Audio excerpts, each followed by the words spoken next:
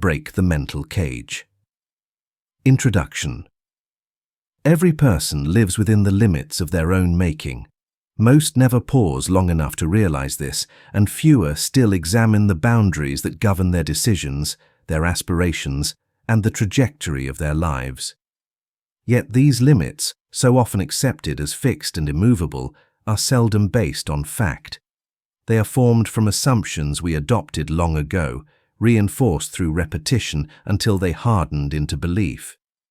What we call reality is frequently nothing more than a collection of these unexamined thoughts, and because we rarely challenge them, they quietly determine how far we go, what we attempt, and what we allow ourselves to become. A person might live decades inside a narrow mental space, not because the world confined them, but because they unknowingly confined themselves. When we finally stop to question these beliefs, honestly, deliberately, without defensiveness or fear, something remarkable happens. The walls we once perceived as solid begin to reveal their true nature. They are not walls at all, but ideas. They have no weight, no substance, no authority beyond the power we give them.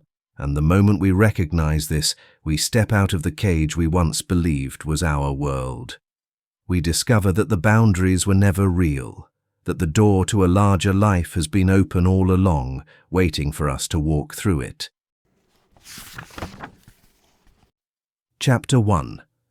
The Gentle Awakening. Every so often in a person's life, something begins to stir beneath the surface of their daily routine. It's subtle. It doesn't arrive with great fanfare or dramatic announcements. Rather, it appears as a quiet question, a sense that there must be something more to life than the pattern one has been repeating. You may have felt this yourself. An inner nudge, a gentle pressure that suggests the life you're living is only a small portion of the life you're capable of living. This sensation is not random. It is the first sign of awareness, awareness of your own potential, your own mind, your own responsibility in shaping your destiny. Most people don't recognize this early signal for what it is. They dismiss it. They assume it is restlessness or boredom or fatigue. But in truth, it is far more important than any of those things. It is the part of you that thinks, observes, questions, and seeks truth rising to the surface after being quiet for too long. Human beings are remarkable creatures. We have imagination, intellect, and the ability to direct the course of our lives by the thoughts we consistently hold. Yet many of us spend our days reacting to circumstances instead of creating them. We become products of the environment instead of architects of it, and slowly, often without even noticing, we begin to accept limitations that were never real to begin with. This chapter marks the beginning of your departure from that way of living. For the first time in a long time, you are becoming aware of the simple fact that your life is not fixed. It is fluid. It can change dramatically when you begin to change the thoughts that govern it. Every achievement, every breakthrough, every transformation in human history began the same way, with awareness, a realization, a moment of clarity. You may feel something like that stirring now. Take a moment to reflect on your own life, not the roles you play or the tasks you perform, but the person behind all of it, the thinker, the dreamer, the observer. Notice that you are not simply the events that have happened to you. You are the one who experienced them, interpreted them, and created beliefs from them. This means, and it is an extraordinary truth, that you can create new interpretations, new beliefs, and a new direction starting from this very moment. Most people never pause long enough to make this discovery. They live by habit, by reaction, by the momentum of yesterday. But the moment you consciously stop and examine your life is the moment you step into the rare group, the ones who think, the ones who question, the ones who grow. This is the beginning of awakening, not a mystical event, but a practical recognition of your own agency. Let's consider something important. If you look back over your life, you'll see that you've already overcome obstacles you once thought were impossible. You've learned things you never believed you could learn. You've endured situations that, at the time, seemed overwhelming. Yet here you are, stronger, wiser, more capable. If you are able to rise above those challenges, why would you assume you cannot rise above the ones you face now? Your past victories prove something essential. You have far more capacity than you typically acknowledge, and the moment you acknowledge that, your world begins to shift. You are no longer a passive participant in life. You become a deliberate creator of it. Now, imagine yourself standing at the beginning of a long road. It stretches ahead of you, not in the sense of distance, but in the sense of potential. At this very moment, you may not see what lies beyond the first bend. You may not know the next 10 steps, but you can see the first one. And that is enough. We do not need to see the entire path to begin walking. We only need to know the direction. And right now, your direction is inward, toward greater awareness, greater responsibility, greater understanding of the mind with which you shape your destiny. You are awakening to the extraordinary truth that the limits you believed in were never fixed boundaries. They were interpretations, assumptions, theories, most of them inherited. A few of them were examined. But once you begin to examine them, you start to see something remarkable. Your limits were never real. Your potential was simply waiting for recognition. As we continue this journey, you will learn not only to question what you once accepted, but to replace old assumptions with new truths. Truths rooted in the mind's remarkable ability to create, to choose, and to transform. This is the beginning, the first recognition, the moment when you turn inward and discover that the key to your life has always been in your hands. Chapter 2. The Story You Inherited. As we move forward, it becomes necessary to examine something most people never take the time to question. Where did your beliefs about yourself come from? You see, no one arrives in this world with a set of limitations pre-installed. A child does not consider itself small, incapable, or unworthy. Those ideas are learned. They are passed down, quietly, unconsciously, by people who were told the same things in their own childhoods. Every human being begins life as a miracle of possibility. From your earliest days, you were absorbing the world around you. You listened to the voices of parents, teachers, relatives, neighbors, all people doing the best they could with the understanding they had. But regardless of their intentions, the beliefs they held became the beliefs you absorbed. And beliefs, repeated often enough, become the boundaries of a person's world. Most individuals never stop to examine whether these beliefs were true. They simply inherit them and then live inside them as if they were laws of nature. Let me give you an example. If a child hears, "You're not good at that," often enough, they will begin to believe they are not good at it, even if they have not fully tried. If they are told, "People like us don't succeed in those things," they will begin to assume their destiny is already written. And if they hear, "Be realistic," they learn to shrink their imagination to fit the expectations of others. Over time, these comments, suggestions, and warnings form the walls of an invisible room. A room made not of facts, but of assumptions, not of truth, but of repetition. The tragedy here is not that people believe these things, it's that they rarely stop to question them. When you think about it logically, very few of the beliefs you carry today originated from deliberate thought or investigation. Most were absorbed unconsciously. They became habits of mind. And habits can be changed. One of the most important steps in transforming your life is recognizing that many of your limitations were never chosen. They were inherited. They were passed down the way one might pass down a piece of furniture, useful to someone once perhaps, but no longer suited to your life or your potential.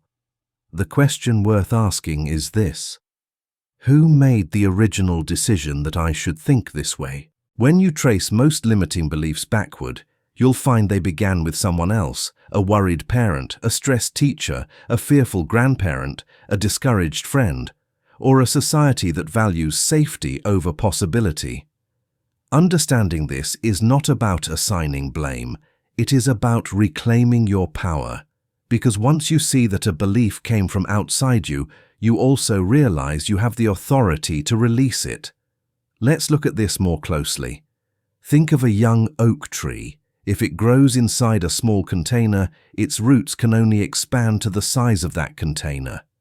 The tree appears small, not because it lacks the capacity for greater growth, but because its environment did not allow expansion. Now imagine removing the container and planting the tree in open soil. Suddenly, something remarkable happens. The roots stretch, the trunk strengthens, the branches broaden, and the tree becomes what it was always meant to be. Human beings are like that. We grow to fit the size of the environment we were raised in, not physically, but mentally. If the environment is full of fear, we learn fear. If it were full of limitations, we would earn limitations. If it were full of possibilities, we would learn possibilities. The key is that once you reach adulthood, you are no longer confined to the original container you grew in. You can choose to expand beyond it. You can choose to examine every belief you carry and ask, is this truly mine? Or is it something I accepted without question? This simple inquiry is a powerful tool. With it, you begin the process of dismantling old mental boundaries that were never real, only familiar. There's something else worth understanding. People do not give you the beliefs they want you to have. They give you the beliefs they themselves were able to hold. A person who fears failure will teach fear. A person who doubts themselves will project doubt. A person who gave up on their dreams will caution you to do the same. Not because they want to diminish you, but because they cannot give what they do not possess. You can't hand someone a map to a city you've never visited. And many people have never visited the territory of possibility.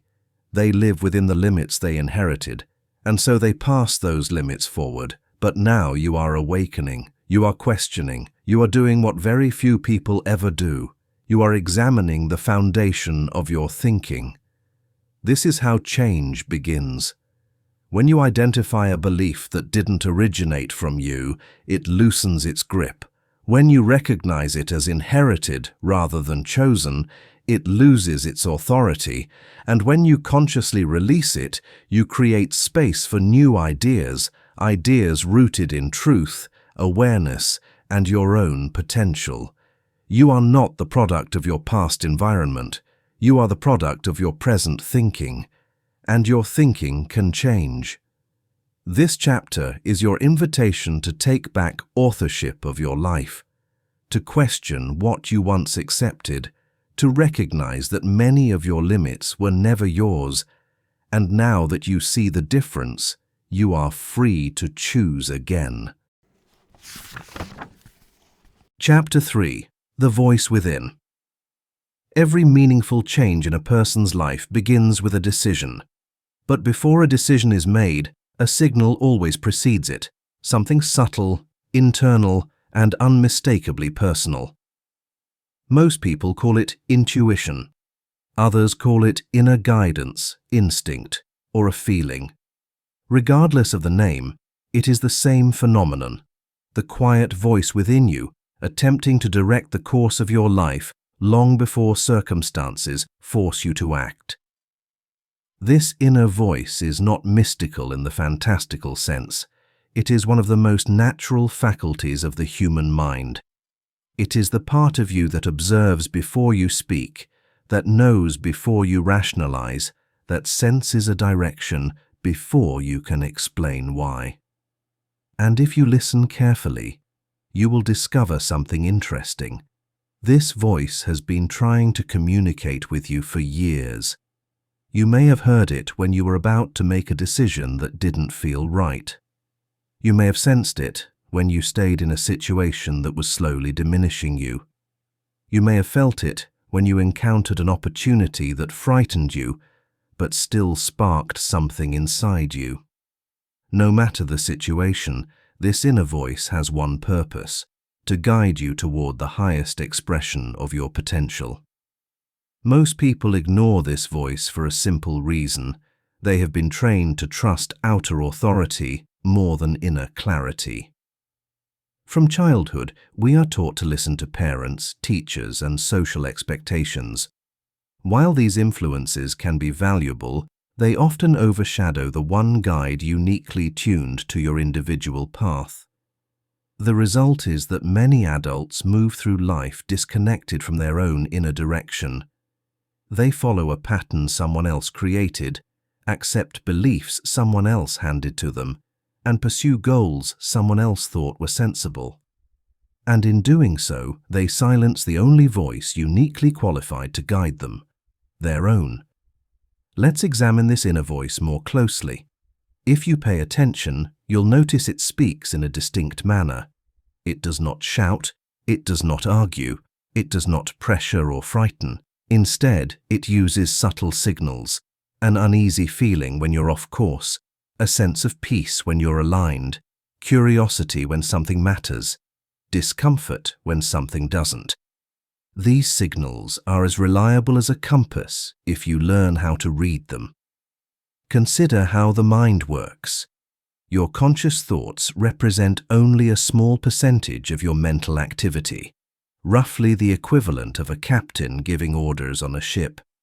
But beneath the surface, in your subconscious, is an enormous reservoir of knowledge, memory, experience, and pattern recognition.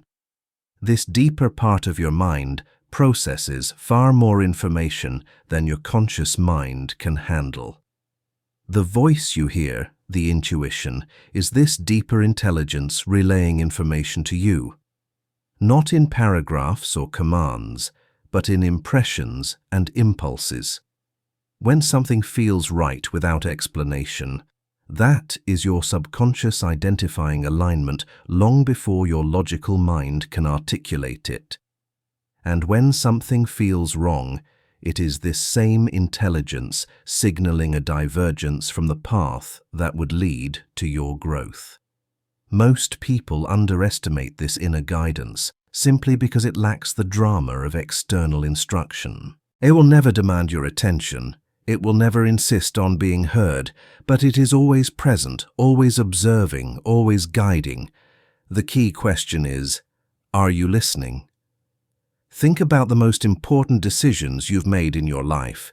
If you reflect honestly, you will recognize that your intuition played a role, sometimes subtle, sometimes undeniable. It may have urged you to leave a situation that no longer served you. It may have pushed you toward a risk that turned out to be transformative, and at times it may have warned you to step back when everything looked appealing on the surface. This inner guidance system is one of the greatest tools you possess, but like any tool, it must be used consciously. Let's explore why so many people struggle to trust it. The answer is straightforward. Fear interferes. When fear is present, intuition becomes harder to hear. Fear speaks loudly, warning, predicting danger, exaggerating risks. Intuition, on the other hand, speaks calmly, offering direction without force. To hear your inner voice clearly, you must learn to quiet the noise of fear and external influence. This does not require years of training. It requires awareness. Awareness of your thoughts, awareness of your body's signals, awareness of the internal difference between anxiety and inner knowing. Anxiety feels constricting. Intuition feels steady. Anxiety rushes. Intuition waits. Anxiety demands answers. Intuition provides clarity. The more you observe these distinctions, the more confident you become in recognizing them. There is a remarkable truth here. Every person has access to their inner guidance, but only a small percentage ever learn to trust it. Those who do often rise to extraordinary levels of achievement and fulfillment, not because they possess exceptional talent, but because they follow a direction uniquely suited to their nature. You cannot borrow another person's path. You cannot adopt another person's dreams. You cannot inherit another person's purpose. Your purpose is revealed through your own inner direction, nothing else. As we move deeper into this journey, you will learn how to listen more carefully, more consistently, and more confidently to the quiet intelligence within you. For now, simply recognize that this voice is real, it is reliable, and it has been attempting to guide you all along. Your task is not to create the voice. Your task is to hear it. Chapter 4. Seeing through the illusion. One of the most remarkable discoveries a person can make is that many of the barriers they believe are blocking their progress exist only in the mind. These barriers are illusions, constructed not from reality itself, but from assumptions, fears, and the accumulated conclusions of past experiences. When we look closely at them, we find that most of our limitations are not physical, nor are they rooted in facts. They are rooted in interpretations. To understand this properly, it helps to examine how the mind works. Your mind is an extraordinary mechanism. It has the ability to learn, to create, to predict, and to build entire realities from the concepts it holds as true. But it also has the tendency to form habits of thought. Once it has accepted a belief, the mind will look for evidence to support that belief, even if the belief is entirely false. This is how illusions form. If a person believes they are incapable of achieving something, their mind will present them with reasons to reinforce that belief. You're too old, it might say. You're too inexperienced, or you don't have what it takes. The content varies, but the structure is always the same. A thought appears, masquerading as truth, and the person accepts it without examination. The illusion is not the presence of the thought. The illusion is believing the thought without questioning it. This distinction is vital. Let's consider a practical example. Imagine a person who has convinced themselves that they cannot speak confidently in front of others. Their belief may have originated from a single awkward moment years ago. Perhaps they stumbled over a sentence, or their voice shook. Instead of viewing the moment as isolated or trivial, they constructed a belief. I am not good at speaking. Now, every time they are asked to speak, their mind recalls that belief. It feeds them memories of discomfort. It replays old feelings. And eventually, the person assumes the belief is reality.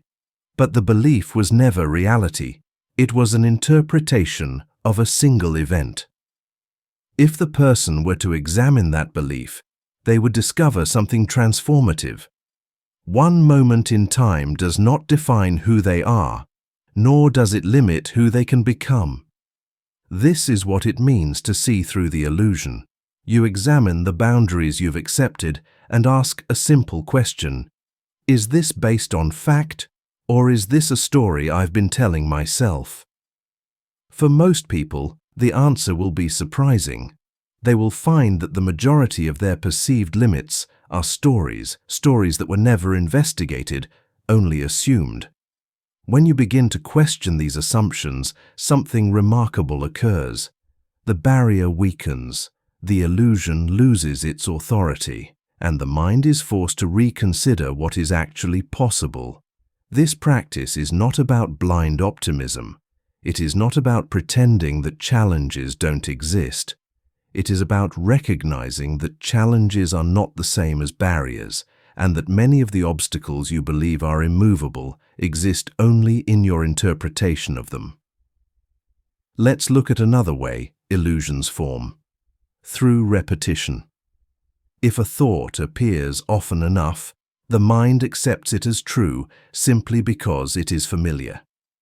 This is why advertising works. It is not the content that creates belief, but the repetition. And the same principle applies to the thoughts you hold about yourself. If you repeat a belief long enough, I can't, I shouldn't, it's too late, you may eventually accept it as truth, not because it is true, but because it is familiar. This is a critical insight.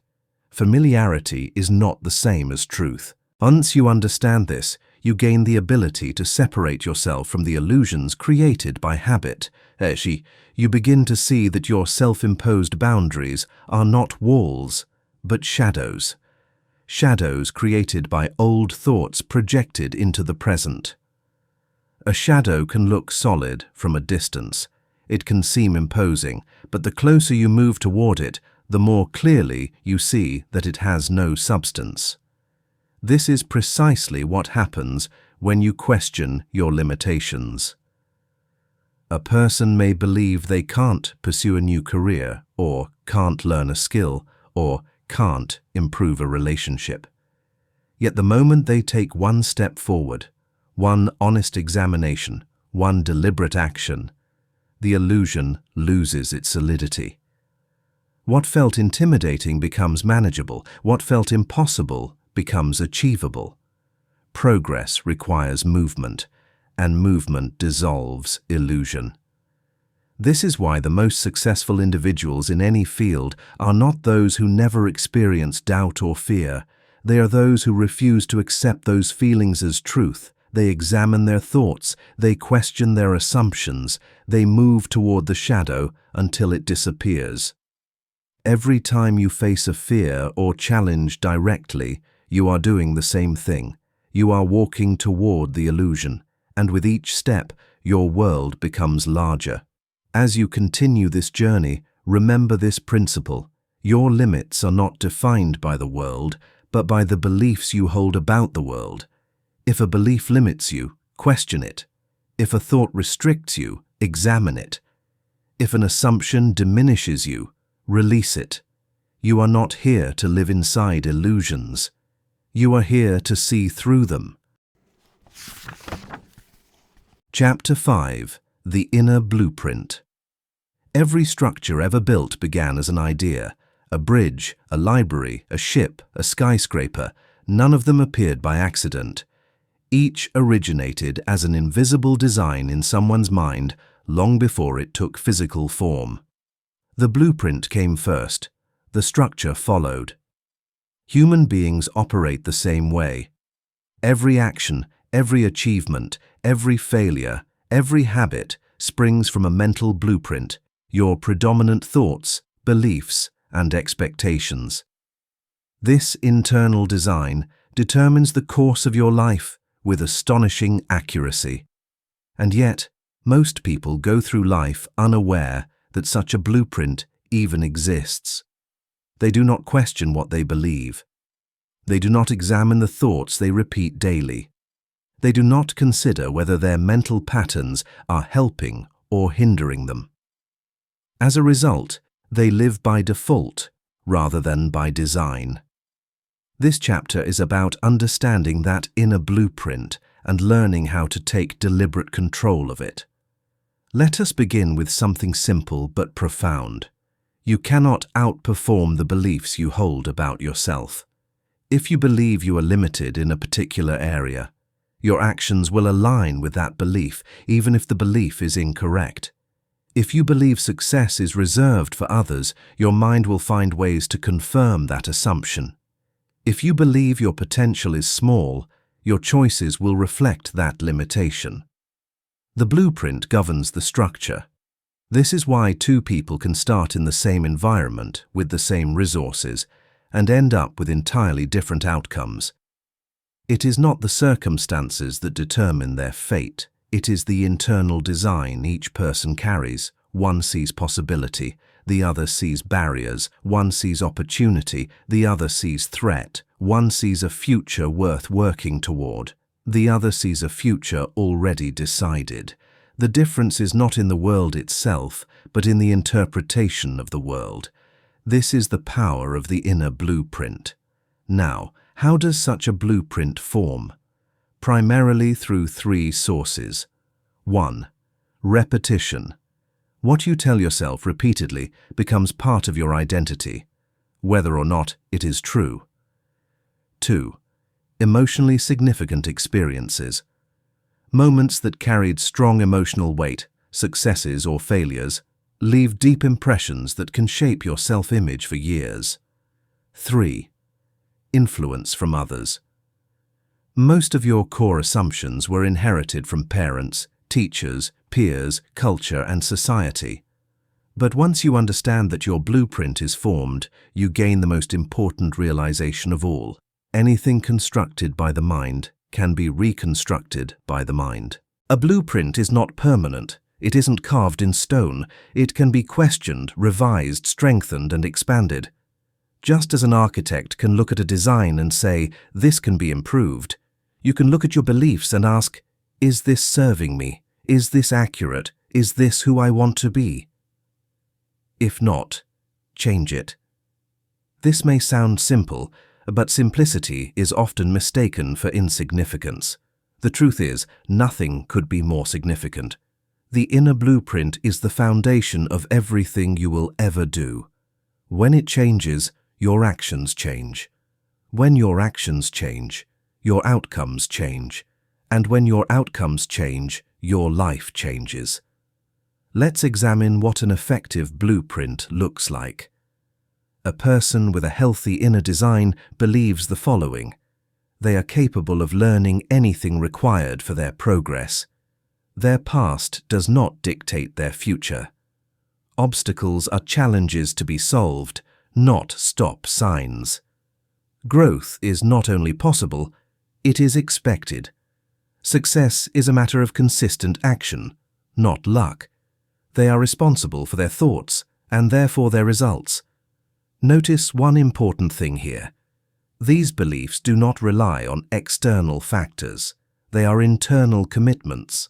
This is why people with a strong blueprint often appear confident, calm, and purposeful even in difficult circumstances. They are guided by an inner structure that supports progress rather than restricts it.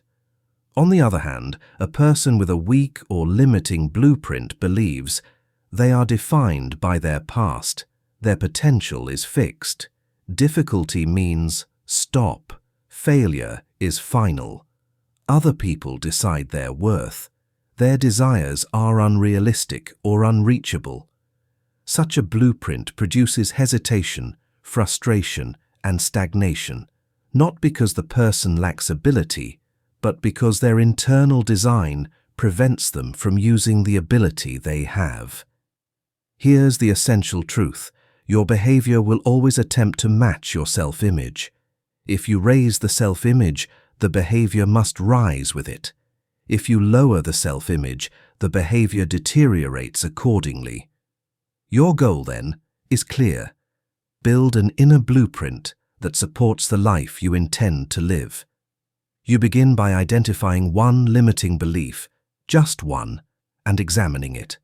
Ask yourself, is this belief based on fact, or is it something I accepted without evidence? Most of the time, you'll discover the belief has no solid foundation. Once you see that, you can choose a new belief, one aligned with growth, and reinforce it deliberately through repetition, reflection, and action. This is how you rebuild your blueprint, not through force, but through understanding, not through frantic effort, but through consistent mental responsibility. Every improvement you make internally will reveal itself externally. Every shift in thought produces a shift in action, and every shift in action brings you closer to the person you are capable of becoming. Your inner blueprint, your self-image, your beliefs, your expectations, is the architect of your future. When you understand this, You no longer live by accident. You live by design. Chapter 6. The Role of Fear. Fear is one of the most misunderstood forces in the human experience. It has been blamed for holding people back, limiting their potential, and keeping them inside the confines of their old lives. But fear, in its proper role, is neither an enemy nor a mistake. It is a natural response, one that, when understood, becomes an invaluable guide. To grasp this idea fully, let us begin with a simple truth. Fear is information. It is the mind's way of indicating that you have reached the boundary of your current understanding, your current habits, or your current identity. When you encounter something unfamiliar, the mind raises a signal that says, "Pay attention." The problem is not the signal. The problem is the interpretation. Most people interpret fear as a command to retreat. They feel discomfort and assume it means danger. They feel uncertainty and assume it means failure. They feel vulnerable and assume it means weakness. But if you look at fear logically, you'll find that in the modern world, very little of what we fear is actually dangerous. Emotional discomfort is not a danger. Trying something new is not dangerous. Pursuing a larger life is not dangerous. Fear appears not because you are threatened, but because you are expanding. This is why fear is often greatest right before a breakthrough. You are approaching the edge of your current self-image, and your mind reacts by sounding an alarm, not because you cannot grow, but because you have not grown in that direction yet. Once you understand this, fear loses much of its power. It becomes a signal rather than a stop sign. Let me illustrate this with a simple analogy. Imagine a child learning to ride a bicycle. At first, the child feels instability, and this feeling triggers fear. The fear is not evidence that the child cannot ride. It is evidence that riding is unfamiliar. With practice, the unfamiliar becomes familiar, and the fear dissipates. The same principle applies to every meaningful pursuit in adulthood. When you consider changing careers, pursuing a dream, speaking publicly, expressing your truth, or taking any action that requires growth, you will feel fear. But this fear is not a prediction of failure. It is a sign that you are stepping beyond the boundaries of your current identity. This brings us to a profound realization. Fear is often the best indicator of where you need to go next. Think about the things you avoid. Think about the dreams you delay. Think about the conversations you postpone, the decisions you do not make, the opportunities you ignore. In nearly every case, fear sits at the doorway. But a doorway is not a wall. A doorway represents transition, a movement from one room to a larger one. When you feel fear, you are standing at such a doorway. And here is the crucial point. You can walk through it. The mind will try to convince you otherwise. It will present images of worst-case scenarios. It will exaggerate risks. It will remind you of past failures. None of this is based on fact. It is based on the mind's desire for familiarity. The mind is comfortable with the known, even if the known is limiting. Understanding this allows you to separate legitimate fear, which protects you, from psychological fear, which restricts you without cause. Legitimate fear warns you of danger. Psychological fear warns you of growth. The first keeps you alive, the second keeps you small. Your task is to distinguish between the two. How do you do this? By asking one simple question. Is what I'm afraid of truly dangerous, or is it simply unfamiliar?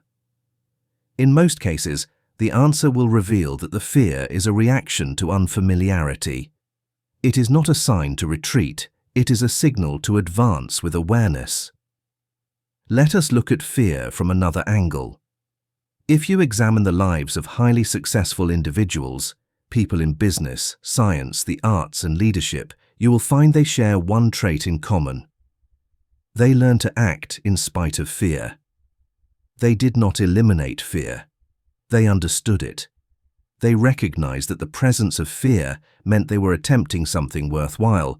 They interpreted fear as confirmation that they were on the right path, not the wrong one, and because they moved forward, the fear diminished, replaced by confidence and competence. Confidence is not something a person is born with. It is the natural result of repeatedly stepping through fear. Each time you act in the face of fear, you expand your self-image. Each time you expand your self-image, your world expands with it. Fear loses its power when you respond to it calmly and rationally, when you acknowledge it without surrendering to it, when you understand that it is simply part of the process of becoming more. You will never eliminate fear entirely, and you should not. A life without fear would be a life without growth. But you can develop a new relationship with fear, one in which fear plays its proper role, not as a master, but as a messenger. As you continue this journey, remember this guiding principle. Whenever fear stands at the doorway, something valuable lies on the other side. Recognize fear, acknowledge it, understand it, and then walk through the doorway anyway. That is how transformation occurs. That is how limits dissolve. That is how you become the person you were meant to be. Chapter 7. The Quiet Power Within. If you were to ask most people where power comes from, they would point outward. They would mention money, influence, status, credentials, or physical strength.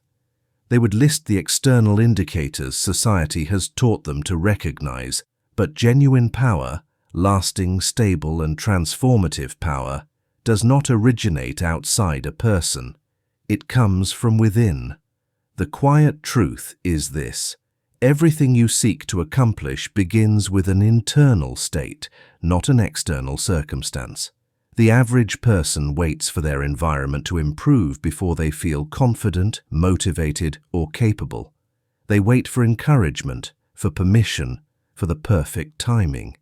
They wait for life to demonstrate that success is possible before they attempt anything meaningful. The successful individual does the opposite. They cultivate the internal qualities first, and the external improvements follow. This is one of the greatest lessons you will ever learn. Power is an internal condition, and the individual who recognizes this becomes unshakable. Let us explore this internal power more deeply. There is a part of you, steady, calm, consistent, that is not influenced by opinion, circumstance, fluctuation, or fear. It does not depend on encouragement from others. It does not speak loudly, but it is present in every moment of your life, waiting to be recognized. Most people overlook it because it does not demand attention. It has none of the drama of emotion or the urgency of fear.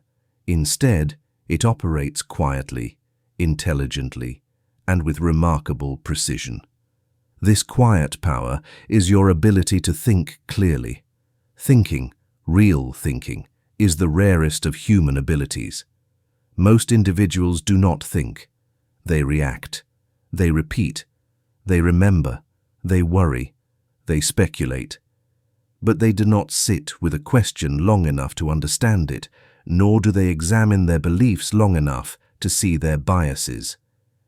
When you begin to think deliberately, you step into a category of human being that is astonishingly small and extraordinarily effective.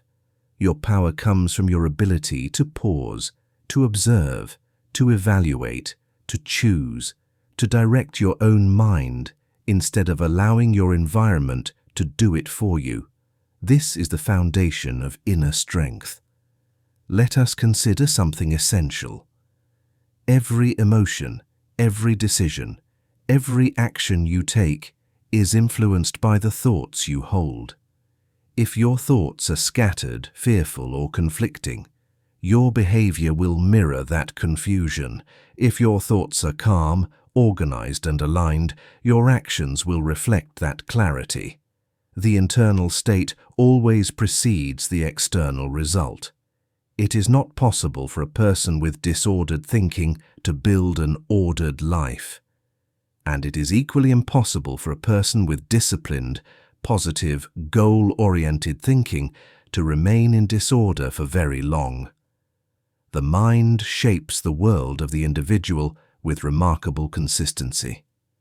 This brings us to a powerful realization. You possess far more strength than you have been using. Not physical strength, though that can be developed. Not the strength given by circumstance or resources, though those can change. But internal strength.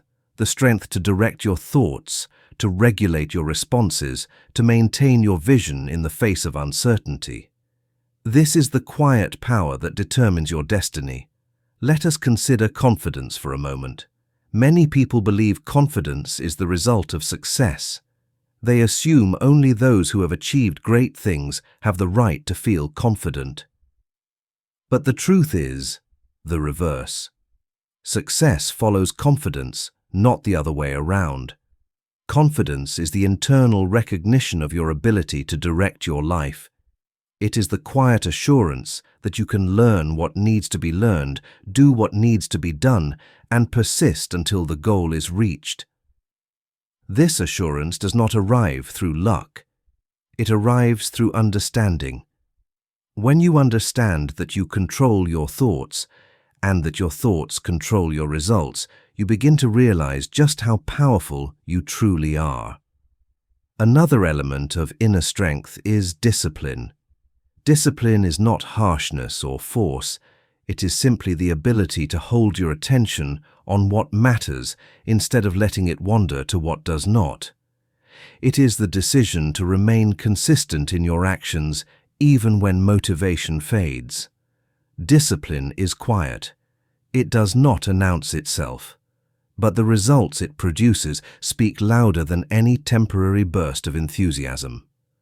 When you cultivate discipline, you gain the ability to direct your life deliberately rather than accidentally.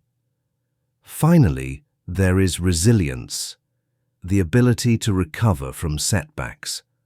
Most people believe resilience is rare, but it is not. All human beings possess the capacity to rise again. The difference is that some allow temporary defeat to define them, while others view it as part of the process. Resilience is built on one principle. You do not quit. You adjust. You learn. You refine your approach. But you do not quit.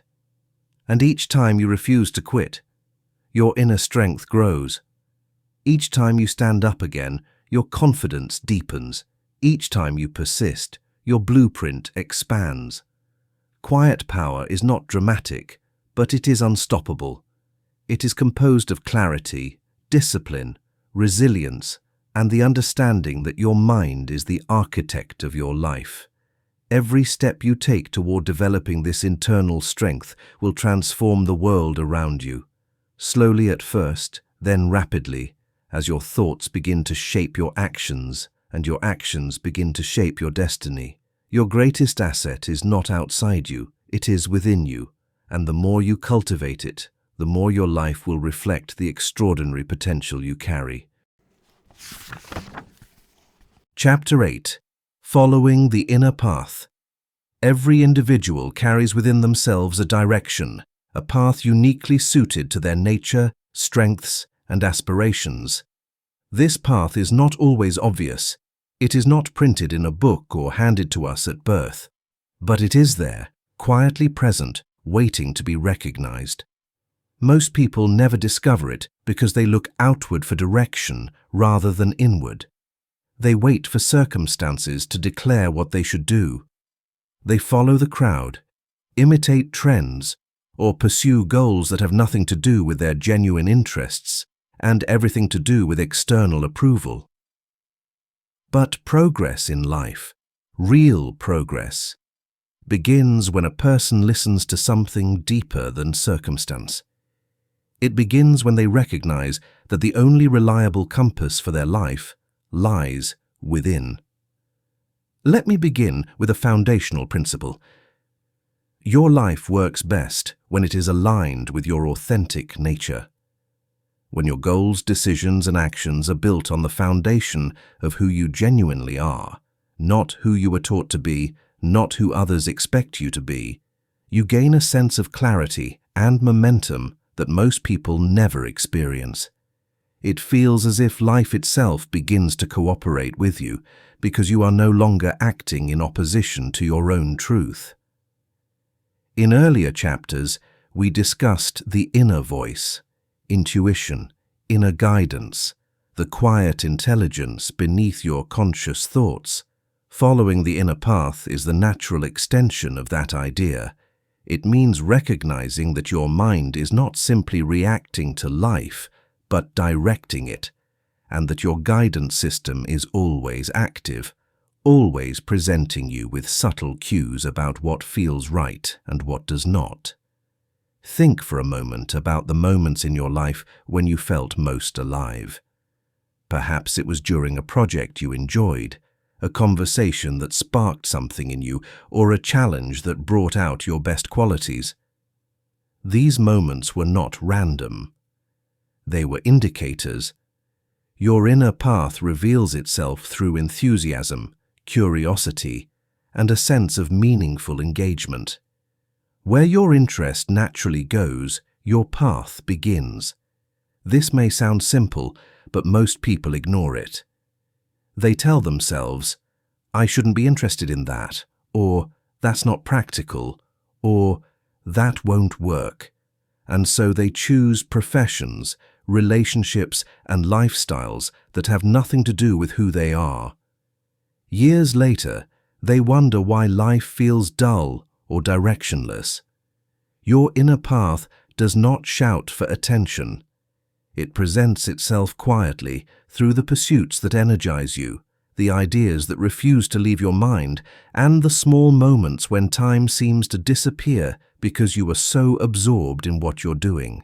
If you wish to discover your direction, begin by observing what draws you, not what impresses others or satisfies their expectations, but what engages your mind and spirit.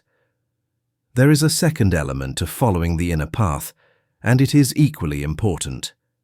Acting on your insights, even when they are small. Many people wait for a grand revelation or a clear, all-encompassing vision before they begin. They wait for certainty. They wait for guarantees. They wait for the perfect moment. In doing so, they postpone their life indefinitely. The inner path does not reveal itself in full. It is disclosed step by step. One insight leads to another. One action leads to the next. Think of any long journey. You can only walk it one step at a time. The path appears beneath your feet as you advance. The same is true in your personal development. A person who takes no step because they cannot see the entire road will go nowhere. A person who takes the first step will eventually find themselves far beyond the starting point. The difference between stagnation and progress is not knowledge, it is action. Let us consider the third component of following the inner path: trust. Trust is often misunderstood. It does not mean blind optimism or ignoring reality. It means recognizing that your inner guidance, your intuition, your unique interests, and your natural strengths exist for a reason. They are not obstacles. They are signposts. Trust is the ability to move forward even when you don't have every answer. It is the quiet conviction that if you take the first step, the next one will appear. It is the recognition that uncertainty is not a barrier but a natural part of growth. Most people seek absolute clarity before they begin, but absolute clarity comes only to those who have already begun. Now, consider the fourth and final aspect: consistency. Once you begin following your path, the key is to remain consistent, not perfect, not flawless, simply consistent. Consistency compounds. A small action repeated daily produces results far greater than a large action performed occasionally. People often underestimate what they can accomplish with steady, deliberate effort. But the path rewards persistence.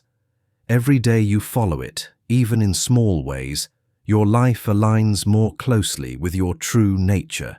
Your confidence grows, your purpose strengthens, and your results begin to reflect the person you were capable of becoming all along.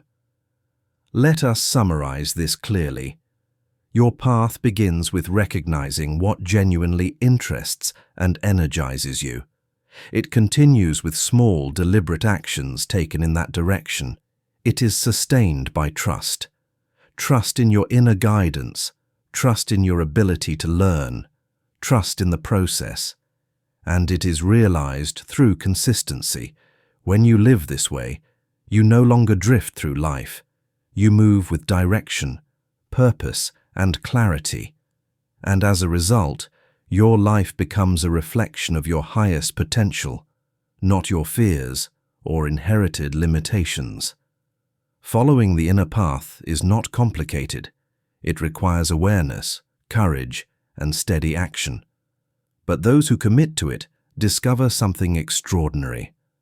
Life becomes not something to endure, but something to build intentionally, intelligently, and from the inside out.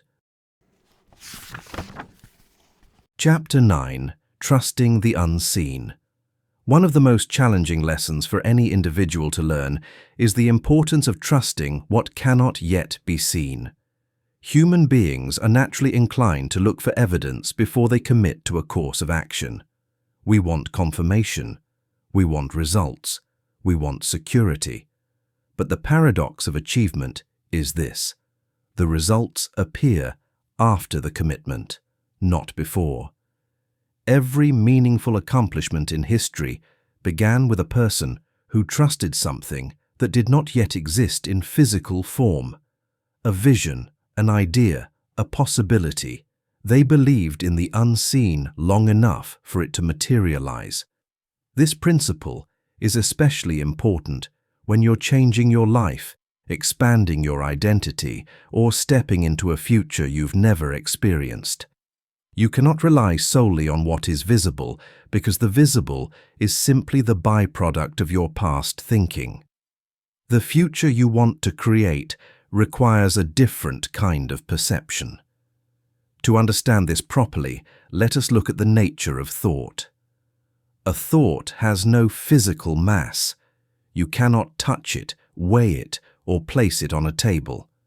And yet, thoughts are the origin of everything you see around you, every building, every invention, every advancement in science or art. All of it began in the unseen realm of the mind. This means that the unseen is not empty. It is powerful. It is the birthplace of every result you wish to create. Most people do not trust the unseen because they confuse it with uncertainty. They believe that if they cannot see the entire path, they should not begin. But no great progress was ever achieved under such conditions. A person who demands certainty before acting is destined to remain in the same place year after year because certainty cannot exist before experience. Consider a seed. You cannot see the flower inside it. You cannot see the roots it will grow or the height it will reach, but you plant it anyway. You water it, protect it, and trust the natural intelligence within the seed to produce something you cannot yet see. This is exactly how your goals, aspirations, and potential operate. They begin as unseen possibilities. They reach toward development quietly, gradually, and without proof. Your task is not to demand evidence, but to nurture the idea with consistent action. Let's examine this principle from another angle. Most people live their lives looking backward. Their decisions, beliefs, and expectations are shaped by past experiences. If they failed before, they fear trying again. If they encounter difficulty, they assume difficulty will always follow. If they were told something was impossible, They believe it without further investigation. But the past is not a predictor of the future. It is only a record of previous thinking. To create a different future, you must introduce a different thought, one aligned with possibility, not limitation. And because this thought is new, it will feel unfamiliar. It may feel uncertain. But uncertainty is a natural part of growth. It is not a sign that you are on the wrong path. It is a sign that you are stepping into new territory. That is precisely when trust becomes essential. Let us clarify what trust means in this context. It is not blind belief or wishful thinking.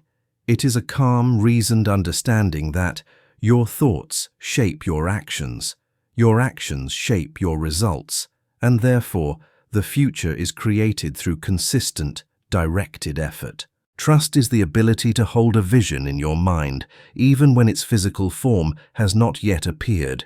It is the recognition that the laws of cause and effect are reliable, and that effort directed toward a worthy goal will, in time, produce results. Let me give you a practical example. Imagine a person beginning a new skill: public speaking, writing, fitness, investment, or entrepreneurship. At the beginning, their results are limited. Their progress is slow, sometimes invisible.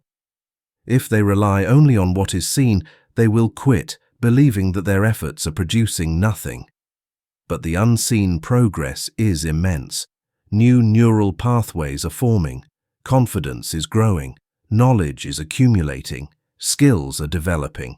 None of this is immediately visible, but all of it is real. By the time the results appear in visible form, fluency, competence, confidence, the majority of the transformation has already taken place in the unseen. This is why trust is essential. Without it, a person abandons their growth long before it can reveal itself. Let us consider another aspect of trusting the unseen: expectancy. Expectancy is the mental attitude that assumes success is not only possible, but likely, provided you do your part. When you expect good results, your behavior aligns with that expectation. You become more consistent. You notice opportunities. You persist through challenges. You interpret setbacks differently. You act with purpose rather than hesitation. Expectancy is a form of trust, and it is one of the most powerful forces in human development. Finally, let us address one more misconception. Trusting the unseen does not mean ignoring reality. It means recognizing that reality is fluid, and that today's conditions are the result of yesterday's thinking. The future, however, is still being written.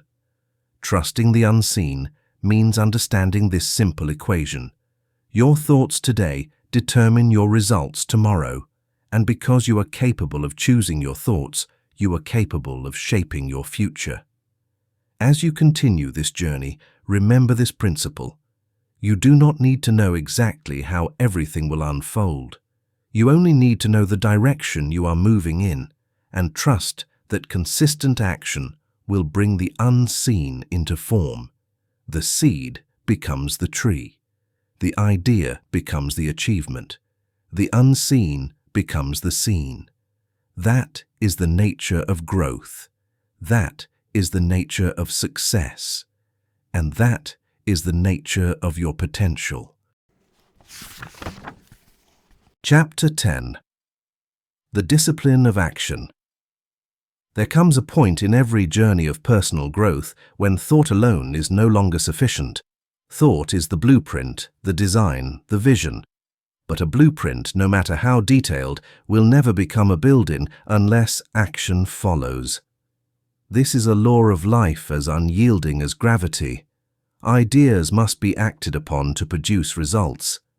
Many people struggle with this simple truth. They accumulate knowledge, read books, attend seminars, listen to advice, and think deeply about what they want to accomplish. But when it comes time to translate intention into effort, they hesitate. They wait for the perfect moment. They wait for clarity. They wait for confidence. And as they wait, their opportunities quietly slip away. The great difference between those who succeed and those who do not is often nothing more than the decision to act, and to act consistently. Let's look at the nature of action. Action transforms the unseen into the seen. It converts a possibility into a reality. It converts a desire into a result. Without action, the greatest idea remains a concept. Without action, the most brilliant plan remains potential. Without action, the most ambitious dream remains imagination. When we examine the lives of highly effective individuals throughout history, we observe one common trait. They are people of action. Not reckless action, not desperate action, but steady, purposeful, disciplined action. They understand a profound truth. You do not need to know every step before you begin. You only need to know the first step, and then take it. This clarity frees them from the paralysis that paralyzes so many others. The average person believes they must wait for certainty before starting. But certainty is not something you wait for. It is something you create through action. Action produces clarity, not the other way around. Let's consider an example. Imagine a person who wants to learn a new skill. They buy books, watch videos, gather resources, and talk about their intention. But they never practice. Weeks pass, months pass, and eventually the idea fades. Not because they lacked potential, but because they lacked the discipline to begin. Contrast this with someone who practices for just 20 minutes a day. Their progress may seem small at first, almost insignificant, but over time, those minutes add up. Days become weeks, weeks become months, months become competence, and competence becomes confidence. Action compounds. Every step forward, no matter how small, contributes to the ultimate success. This principle is true in every area of life. Small, consistent effort will outperform sporadic bursts of enthusiasm every time. Now, let us examine the nature of discipline. Discipline is not about force. It is not about pushing yourself harshly or demanding perfection. Discipline is simply the ability to follow through on your intentions without being swayed by mood or circumstance. When you act only when you feel motivated, your results will be inconsistent. Motivation is temporary, it rises and falls, but discipline is reliable. It provides structure, it gives direction, and it allows you to progress steadily regardless of temporary feelings. A disciplined person does what needs to be done, even when they don't feel like doing it. They understand that feelings are fleeting, but results are lasting. Let us consider the relationship between action and identity. Every action you take reinforces the kind of person you believe yourself to be. When you act consistently in alignment with your goals, you begin to see yourself as a capable, reliable, purposeful individual. Your self-image improves. And once your self-image rises, your capacity for achievement rises with it. The opposite is also true. When you avoid action, procrastinate, or break your own commitments, your confidence erodes. You begin to doubt your abilities. You reinforce the belief that you cannot trust yourself. This internal erosion is far more damaging than any external setback because it weakens the foundation of achievement. Your actions shape your identity, and your identity shapes your future. Let's address another important point.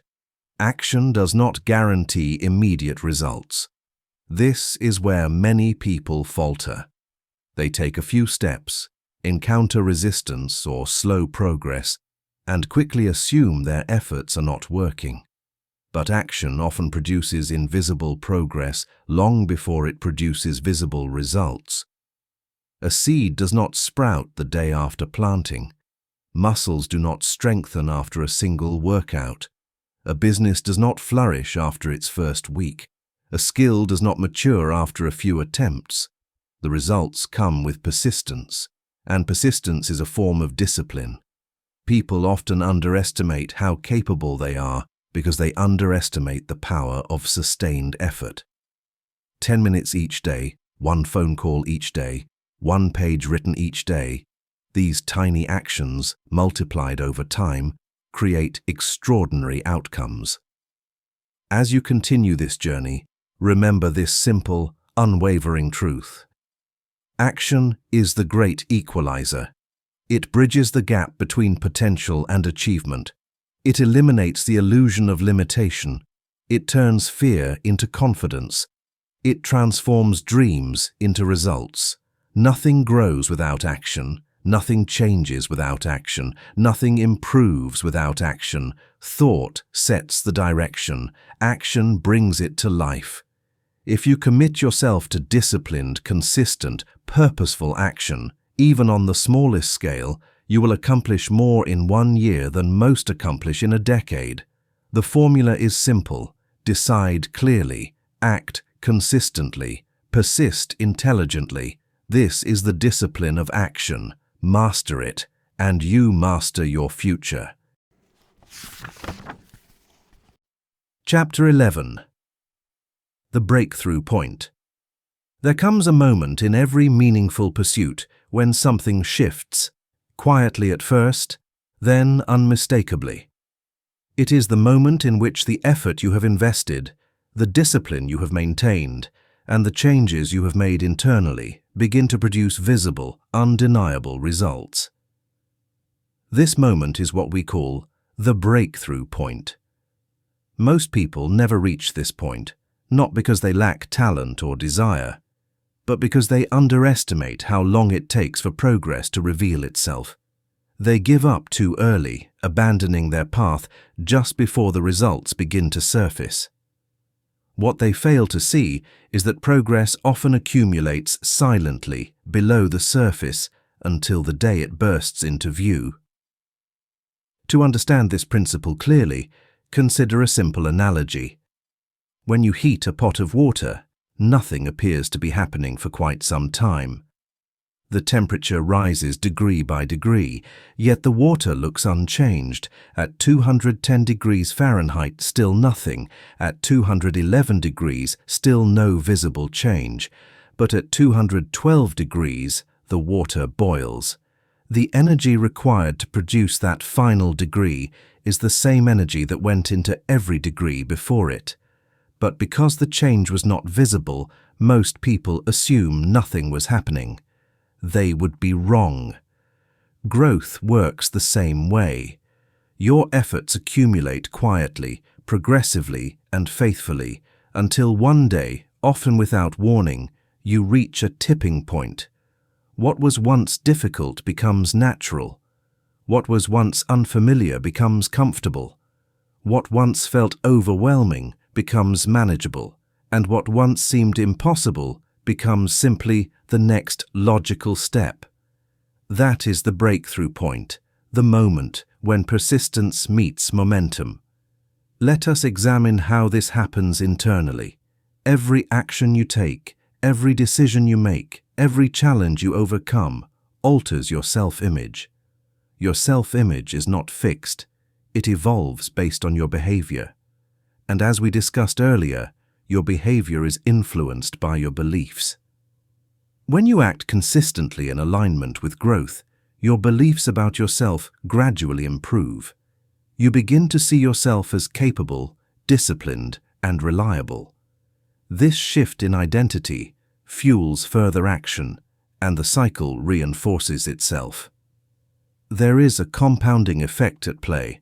At first, the effort outweighs the visible reward. You expend energy, time, and attention, but see little return. This phase is where most people quit.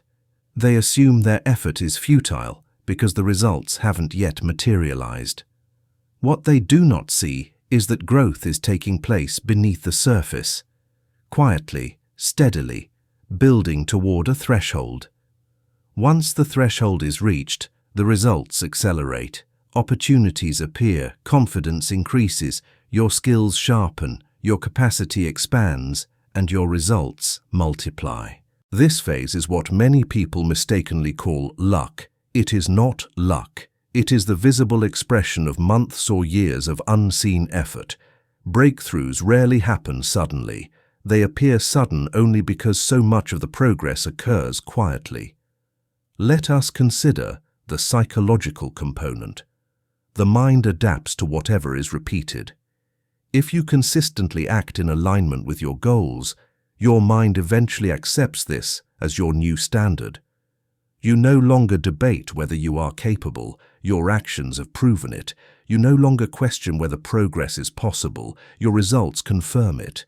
You no longer wrestle with hesitation. Your self-image has outgrown your old limitations. In other words, you become the type of person who succeeds, not through a single act, but through hundreds of small ones. Now let us clarify something important. The breakthrough point is not the conclusion of your journey.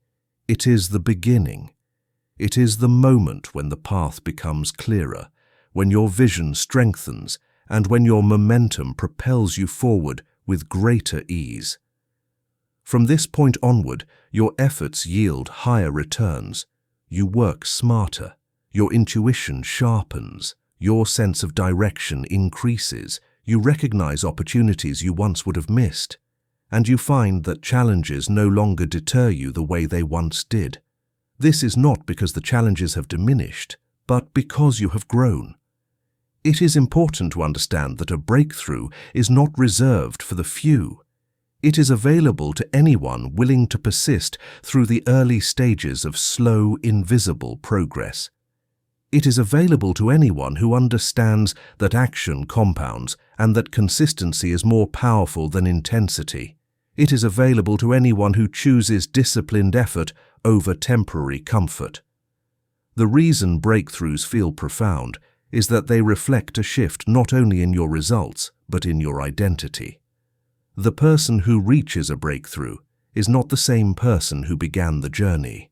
They are wiser, more resilient, more capable, more aligned with their true nature. As you continue along your path, remember this principle. The breakthrough point always arrives for those who refuse to quit. It does not come early. It does not come easily. And it does not come through wishful thinking. It comes through persistent, directed, purposeful action, quietly, steadily, until the invisible becomes visible and the impossible becomes achieved. You are closer to your breakthrough than you may realize. And when it arrives, you will understand that every moment of effort, every step of discipline, and every challenge endured was preparing you for the life you are now fully prepared to live. Chapter 12. Stepping into your limitless self. There comes a moment in every person's life when they are confronted with a simple but powerful realization. The limits they once believed were permanent are in fact self-imposed. They were shaped by old beliefs, external influences, and years of unexamined thinking.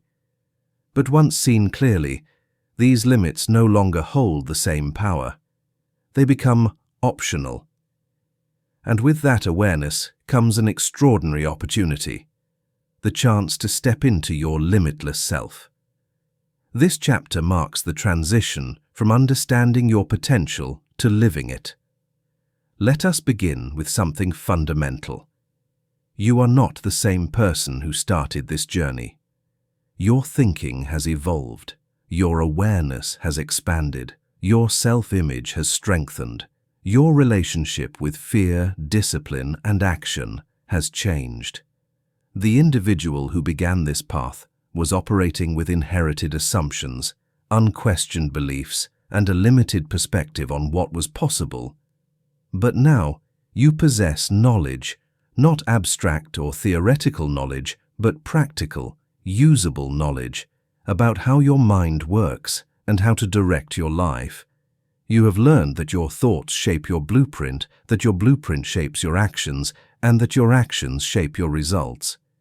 You have learned that fear is a signal, not a barrier.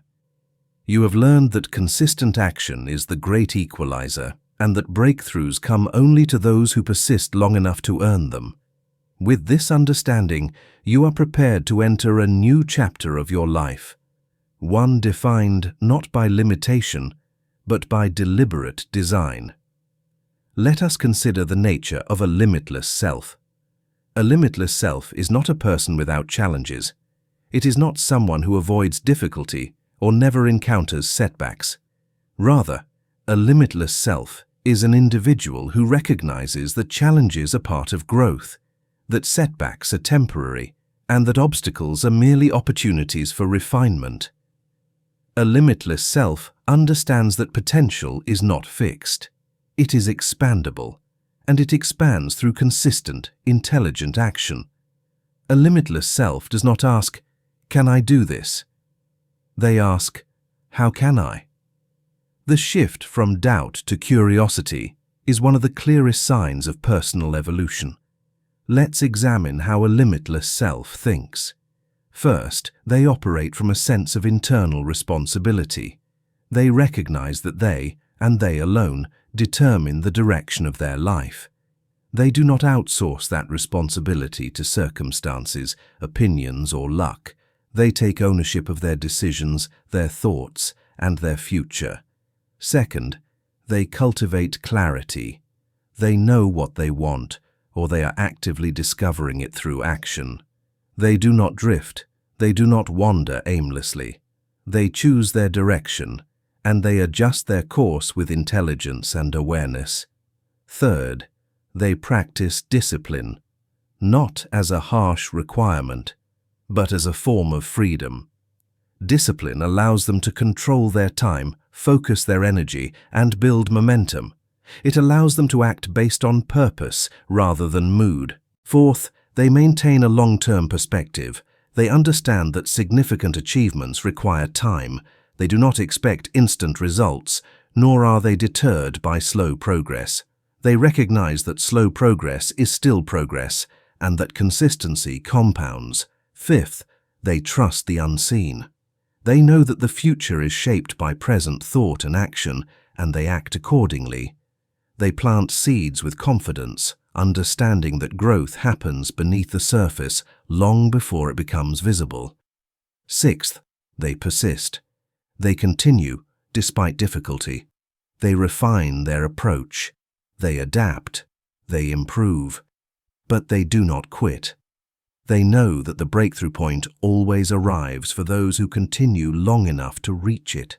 These characteristics form the mindset of a limitless individual. But here is the most important truth of all. This mindset is not reserved for a select few. It is available to anyone willing to think, act, and persist according to these principles, which means it is available to you. Let us consider what it means to carry this understanding into your daily life. Each day you will encounter decisions, some small, some significant, and each decision will reflect one of two things, either the old self or the limitless self. You will know the difference by the quality of your thoughts. The old self hesitates. The limitless self acts. The old self fears the unfamiliar. The limitless self recognizes it as growth. The old self waits for permission. The limitless self gives it. The old self hopes things will improve. The limitless self improves them through action. The old self avoids discomfort. The limitless self uses discomfort as a signal for where to grow next. Nothing about your life will remain the same when you consistently choose the thoughts, actions, and decisions of your limitless self. Let us end with one final insight. Human potential expands in proportion to awareness. Now that you are aware of your mind's capabilities, its ability to shape your future, dissolve illusions, build momentum, and create results, you have no reason to return to small thinking. You are not limited. You have never been limited. You were only unaware of your power. Now you know, now you see, and now you can choose intentionally, intelligently, decisively to step fully into the life you are capable of living. Your future is not determined, it is designed, and the designer is you.